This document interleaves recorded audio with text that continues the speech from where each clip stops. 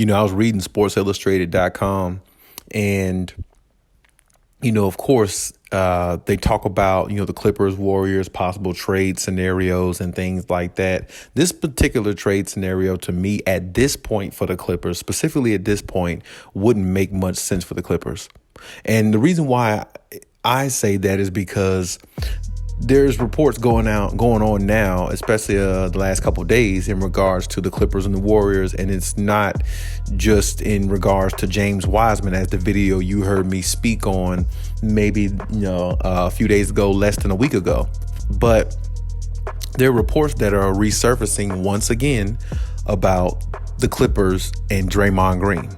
Now, I'm going to say this straight up. I think right now, at this point, as I said, I don't feel like that would be a feasible thing for the Clippers to go after, because if you read the reports, for one thing, two reasons specifically, but for one thing, if you read the reports, and you can, like I said, sportsillustrated.com, you can read it there and a couple other spots, but it's saying that more or less that the Clippers have an interest, basically, still, for Draymond. There is some interest there, and the players that they will be giving up, or one of the players that they be giving up, is Marcus Morris and maybe even a Norman Powell.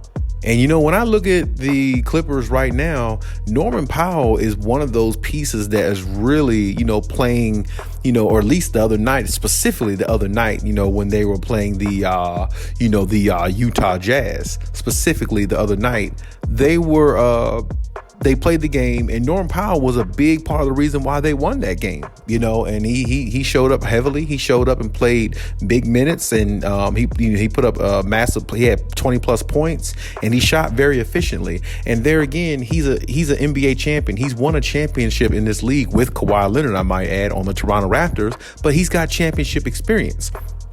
And, of course, you hear a lot of people talk about the depth and everything of the Clippers and all these type things. Do they have too much depth? Is that too much of a problem for Ty Lue to handle, and all these things? Of course, those notions are going to come up. But, at the same time, when you look at it from this standpoint, why would the Clippers trade Norman Powell when he's playing really good for them right now, and when they need all the help they can get offensively, with Kawhi and possibly PG being in and out of the lineup, and one of them, Kawhi being on a minutes restriction, and John Wall, I think, being on a minutes restriction, and having him come off the bench, and all these things? Why would they take that risk? Why would they, why would they take that risk and let go of somebody like that, who they can, place in the starting lineup if they need to, and or come off the bench? Either way, Norman Powell's getting buckets. That guy is a walking bucket any day of the week. I mean, that guy can get you 20 points in his sleep, I believe. He's just that good of a natural scorer.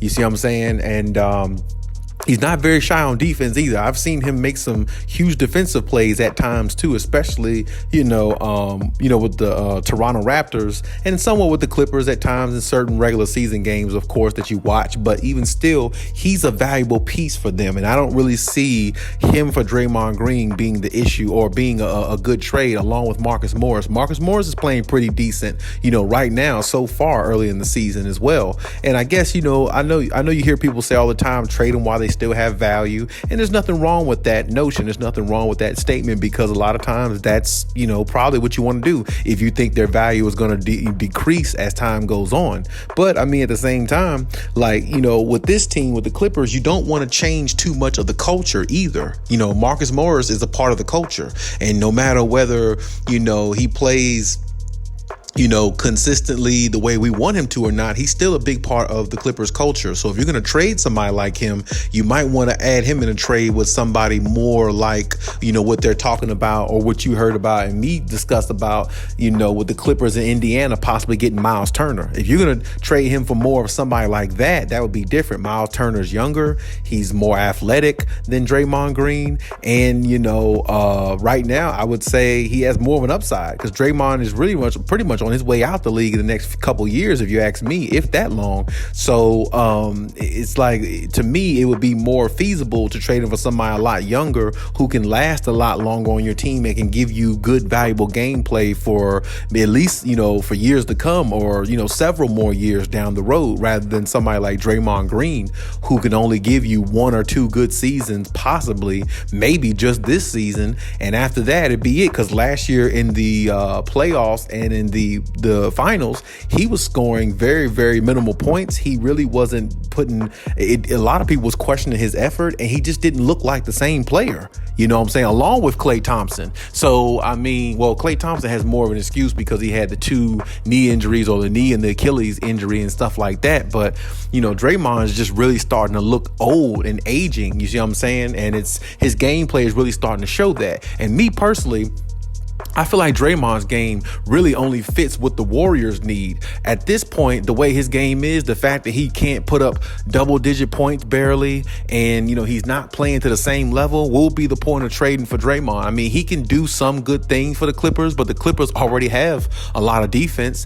They got Kawhi Leonard and Paul George when they're healthy. They got, Nicholas Batum. He still can guard position 1 through 5. You see what I'm saying? They got defense. They got wings all over. They got Robert Covington. He could play defense. You see what I'm saying? Amir Coffey plays pretty decent defense. One of their guys off the bench. So, they got defense. They got guys who can play. Oh, don't forget about Terrence Mann. He could play defense. So, it's like they have defense. Draymond can't supply them no offense. He can't supply them anything that they don't already have. So, to me, when I look at the situation, I just really don't see the point of getting Draymond now, because, and then on top of that, let's take the facts. Let's take it all into consideration. The Jordan Poole incident with Draymond Green, the Clippers don't need that in their organization. They don't need that at all. Draymond is one of those type guys who is very animated, very, very, outspoken, and he can rub a lot of people the wrong way. And as you see with the Jordan Poole situation, he can actually, go off and put hands on somebody and do something crazy like that that'll disrupt the locker room for a long time. And I feel like that's what happened to the Warriors. And I feel like that's one reason why the Warriors are really trying to get rid of Draymond, because that disruption and dissension in their locker room, when that happened and got leaked out on TMZ or all these social media sites and all these other things, it really changed the Warriors as a team. This team just won a championship last year, but sometime in situations like that, it's really hard to overcome that, because it's like, now it's a huge setback, because now we have to kind of, hit the reset button and try to, figure out a way to have those 2 players mend, which I think they did.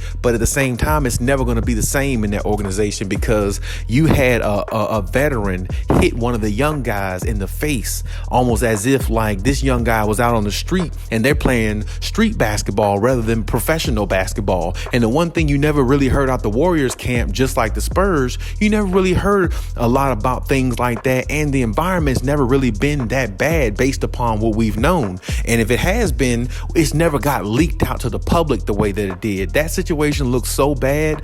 I don't even really feel like the Warriors are really together. They're just a team trying to, really win off of talent, went off of, Stephen Curry, his greatness, and they're really just not together, unified as a team as they always were. It just doesn't seem that way with the Warriors. Damn, they're like 1-8 on the road, 1-9 on the road. That just tells you there's got to be something going on in that locker room still, that's a lingering effect from that Jordan Poole incident with Draymond that really, doesn't set well with other players and or Jordan Poole and, Draymond too. So, and probably not even Steve Kerr. And you hear Steve Kerr talking about the dynasty will be over soon, possibly, and all these other type things. Well, when you hear coaches and people talking like that, that sounds like there possibly is going to be some breakups in there somewhere. And when we think about that specifically, like I said, I feel like that's the reason why I feel like they're trying to push Draymond out the way and get him off and get him somewhere to another location, just not in Golden State's camp. And like I said, I don't feel like that's a problem that the Clippers need. The Clippers